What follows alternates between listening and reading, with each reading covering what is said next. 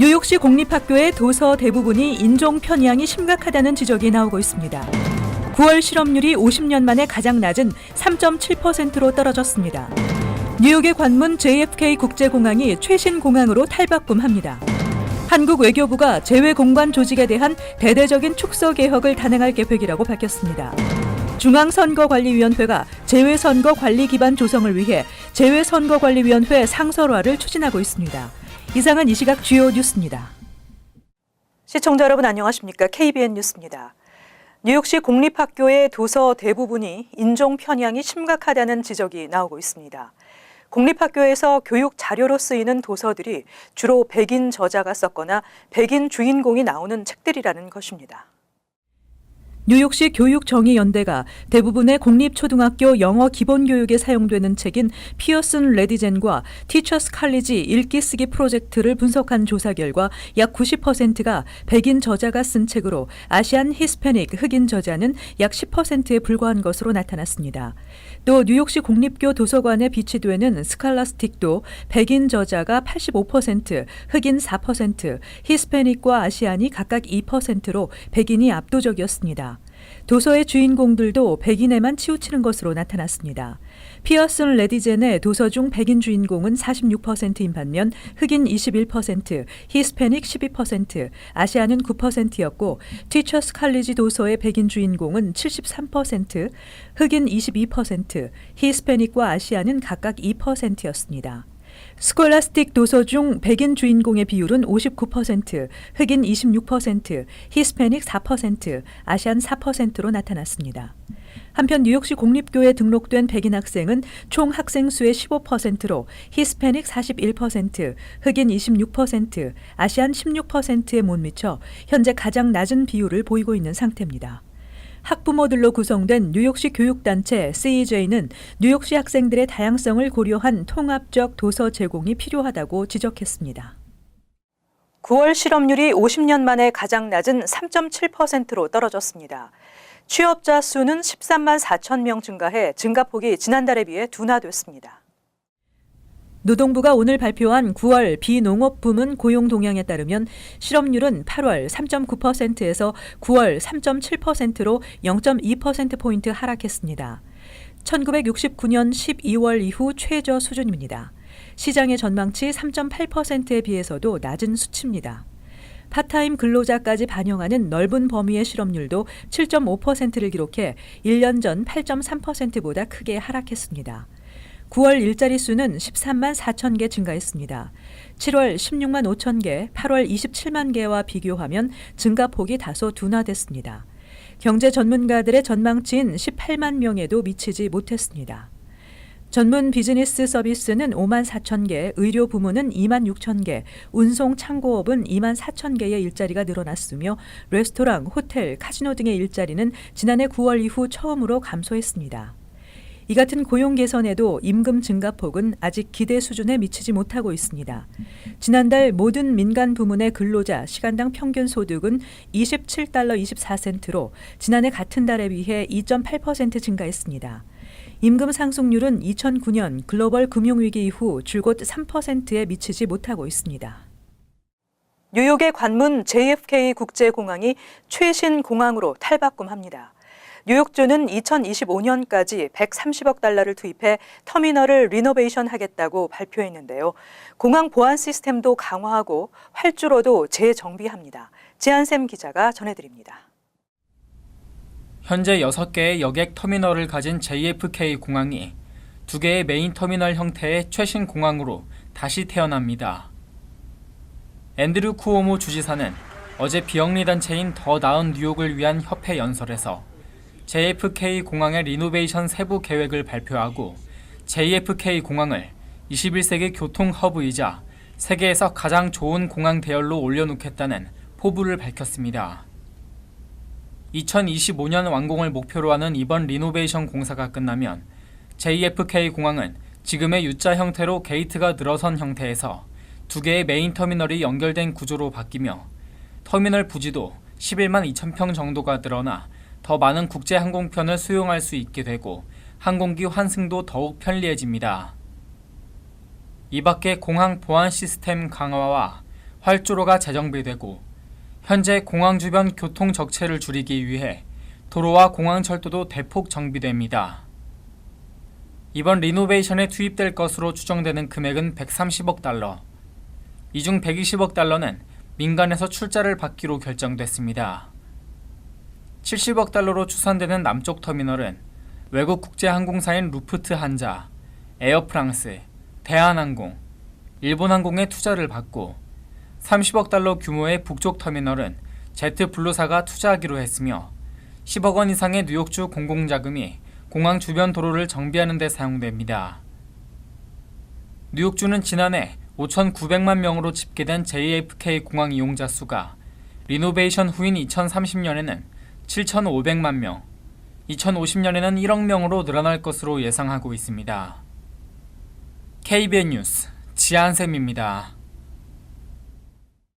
한국 외교부가 재외공관 조직에 대한 대대적인 축소 개혁을 단행할 계획이라고 밝혔습니다. 외교부는 앞으로 3년 안에 재외공관장직을 25% 정도 감축하고 실무 인력을 확충한다는 계획입니다. 강경화 외교부 장관은 어제 재외공관의 고위급 중심 인력 구조를 실무 중심으로 개편하는 방향의 인력 구조 방안을 발표했습니다. 이 방안은 차관급과 1급 등 고위직 외교관들이 부임하는 재외공관장직을 25% 정도 감축하는 내용으로 대사직이나 주요 총영사직 20곳에서 25곳을 그보다 직급이 낮은 실무형 외교관들로 대체한다는 것입니다. 현재 전체 164개 공관장 가운데 차관급은 13곳, 1급은 80곳입니다. 강 장관은 실무 인력 확충을 추진해 효율적인 인력 구조를 만들어가겠다고 강조했습니다. 외교부는 이미 해당 직위로 공관에 나가 있는 인사들이 있는 만큼 앞으로 공관 인사를 할 때마다 관계부처 협의를 거쳐 단계적으로 해당 직급을 낮춰가는 방식으로 직위를 줄여나갈 계획입니다. 중앙선거관리위원회가 재외선거관리 기반 조성을 위해 재외선거관리위원회 상설화를 추진하고 있습니다. 재외선거관리위원회는 그동안 재외선거 전후로 7개월 동안만 설치됐었습니다. 유훈옥 중앙선관위 과장은 어제 2018 세계 한인회장대회에서 진행된 정부와의 대화에서 재외선거관리위원회를 상설화해 업무 연속성과 안전성을 확보하고 재외공관의 재외선거관리 기반을 조성하겠다고 밝혔습니다. 선관위는 선거일 전 180일부터 선거일 후 30일까지 7개월 동안 재외선거관리위원회를 설치했었지만 앞으로 이를 상설화하겠다는 것입니다. 재외선거는 제19대 국회의원 선거, 제18대 대선, 제20대 국선, 제19대 대선 등 그동안 4번 실시된 바 있습니다. 유 과장은 재외선거 제도를 개선하기 위해 현재 4만 명 이상의 재외 국민이 있는 도시에 추가 투표소를 설치하는 것을 3만 명 이상의 도시로 확대하겠다고 밝혔습니다. 이와 함께 연속 2회 투표 불참자가 명부에서 삭제되는 것을 막고 선거권을 상실하는 경우에만 영구 명부에서 삭제하도록 하는 등 영구 명부 제도를 개선하겠다고 전했습니다. 또 국민투표와 지방선거, 주민소환에서 재외국민에게 투표권을 부여하는 법안 등 재외국민 참정권이 확대되도록 노력하겠다고 말했습니다. 한편 2020년 4월 국회의원 선거, 2022년 3월 대통령 선거에서 재외선거가 실시될 예정입니다. 한국보건복지부가 외국인 건강보험 가입과 자격관리 체계를 개선하는 개정안을 시행할 것으로 예상되고 있어 외국인들이 적은 보험료만 내고 고가의 진료 혜택을 받고 출국하는 문제가 사라질 것으로 보입니다. 한국보건복지부는 어제 외국인 건강보험 가입과 자격관리 체계를 개선하기 위해 국민건강보험법 시행령과 시행규칙 개정안을 오는 12월부터 시행할 예정이라고 밝혔습니다. 개정안이 시행되면 국내에서 6개월 이상 체류한 외국인과 재외국민은 건강보험 지역 가입자로 의무적으로 가입해야 합니다. 기존에는 3개월 이상 체류한 외국인과 재외국민은 개인의 필요에 따라 건강보험 지역 가입자로 가입할 수 있었습니다. 이와 함께 외국인 지역 가입자 가구는 소득과 상관없이 전년도 건강보험 가입자 평균 보험료 이상을 내야 하며 방문 동거, 거주, 체류 자격이 있어도 다른 외국인과 동일하게 평균 건강보험료 이상을 부담해야 합니다. 다만 영주권자와 결혼 이민자는 현행처럼 소득, 재산에 따라 보험료가 부과됩니다. 또 건강보험료를 체납한 외국인은 체류기간 연장 허가, 재입국 등 각종 심사 때 불이익을 받게 될 것으로 보입니다. 트럼프 행정부의 난민 이민자에 대한 임시보호신분 갱신을 중단하겠다는 계획에 제동이 걸렸습니다. 연방 법원이 트럼프 행정부의 정책에 시행 중지 명령을 내렸습니다. 샌프란시스코 연방법원의 에드워드 첸 판사는 수단, 니카라구아, 아이티, 엘살바도르 등 4개국 출신 난민 이민자들에게 임시보호신분을 중단키로 한 트럼프 정부의 결정에 대해 예비적 중지 명령을 내렸다고 AP통신 등이 어제 보도했습니다. 이번 소송의 원고 측은 트럼프 행정부의 난민 이민자에 대한 임시보호 중단이 인종차별이라고 주장하며 20만 명 이상의 난민 이민자들이 추방당할 수도 있고 이들에겐 20만 명이 넘는 자녀들이 있다고 주장했습니다. 첸 판사는 판결에서 트럼프 대통령의 인종차별적 발언들을 인용해 트럼프 대통령은 비백인, 비유럽계 외국인 체류자에 대한 반감을 품고 있고 이것이 임시보호 중단 결정에 영향을 미쳤다는 증거가 있다고 적시했습니다. 이날 판결에 대해 데븐 오말리 법무부 대변인은 정부의 역할을 가로막는다는 반응을 내놨습니다.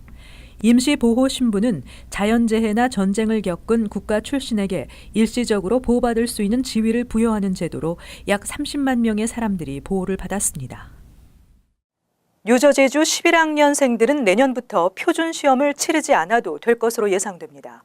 또 내년까지로 예정됐던 SAT 성적을 졸업 요건으로 인정하는 것을 2025년 졸업생까지 인정하기로 했습니다. 뉴저지주 교육위원회가 필 머피 주지사의 표준시험 축소 요구에 따라 내년부터 9학년과 10학년만 표준시험을 치르고 11학년은 표준시험 응시 대상에서 제외되는 내용의 표준시험 개정안에 승인했습니다. 머피 주지사는 학생들의 시험 부담 완화를 위해 고교 4년 중 한 번만 영어와 수학 시험을 치르는 방안을 주교육위원회에 요청했었고 주교육위원회는 급격한 변화가 아닌 다소 완화된 내용의 개정안에 합의한 것입니다. 9학년과 10학년의 경우 각각 영어 시험과 수학 시험을 치르게 되는데 수학 시험의 경우 학생 개개인의 교과 진척 상황에 따라 대수학 1, 대수학 2, 기하학 중 선택하면 됩니다.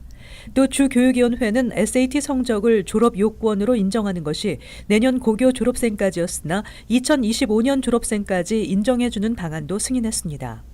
현재 뉴저지 고교를 졸업하려면 10학년 때 치르는 영어 표준시험과 대수학 1 표준시험을 합격해야 하며 만약 표준시험에 불합격했을 경우 일정 기준 이상의 SAT나 ACT 성적을 제출해야 합니다.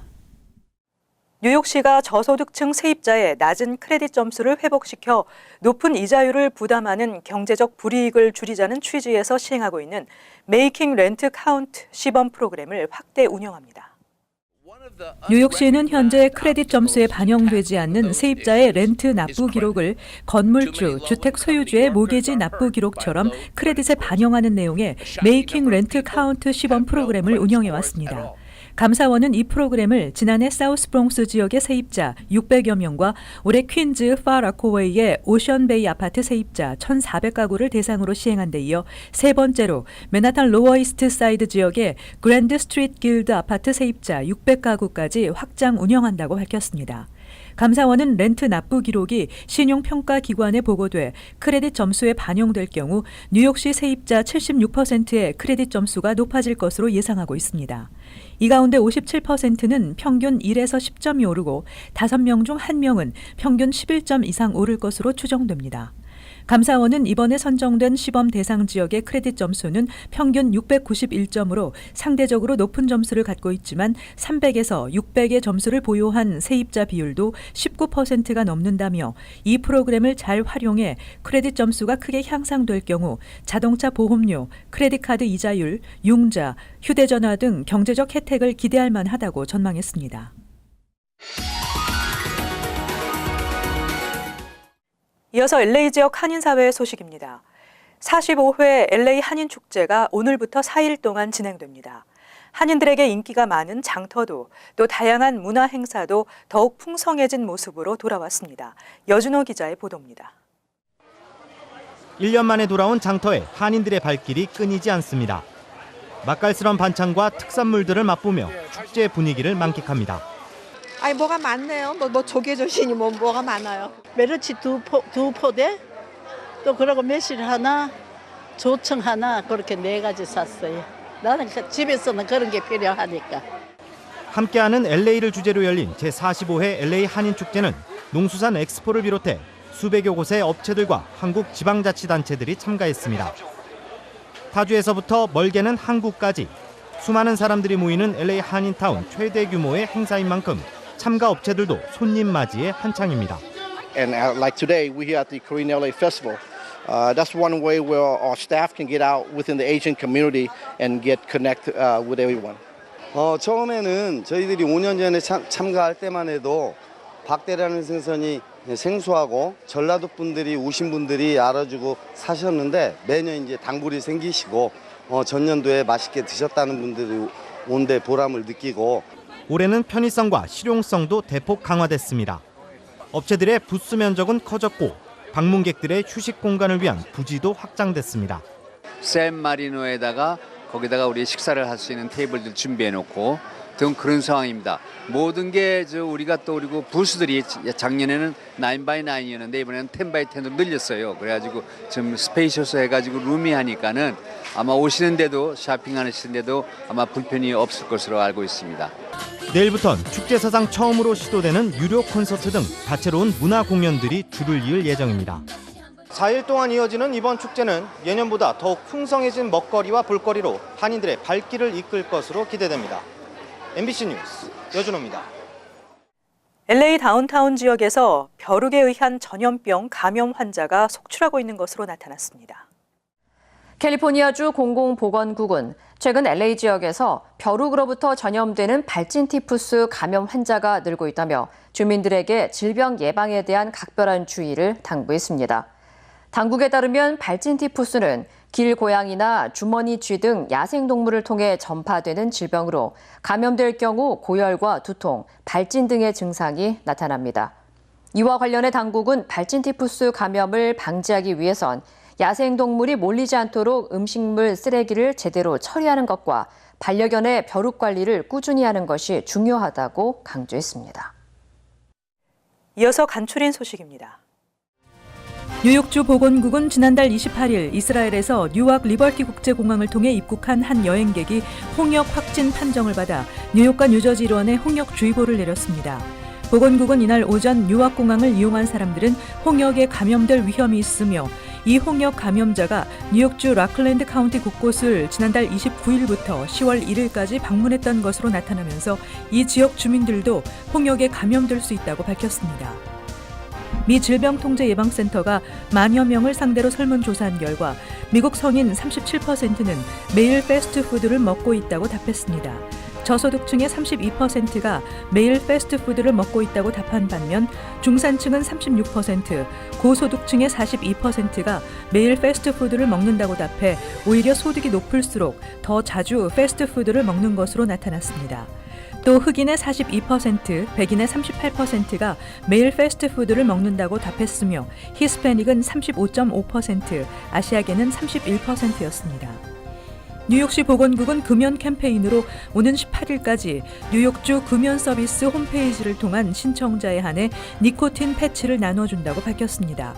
보건국은 지난해 뉴욕시 성인 흡연자 비율은 13.4%로 21.5%를 기록한 2002년에 비해 큰 폭으로 감소했지만 성인 남성 흡연자 비율은 6명 중 1명꼴로 아직도 여성 흡연자보다 2배가량 많은 수치라며 이번 캠페인에 적극 동참할 것을 권유했습니다.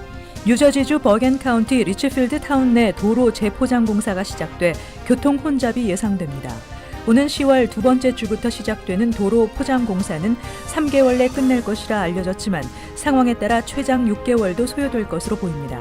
차량이 다니는 도로 외에도 인도 역시 보수 대상이며 이번 주에 공사를 안내하는 설치물이 서게 될 예정입니다. 차도의 아스팔트는 11월 중순까지 마치는 것을 목표로 하고 있습니다. 계속해서 환율과 증권 소식입니다.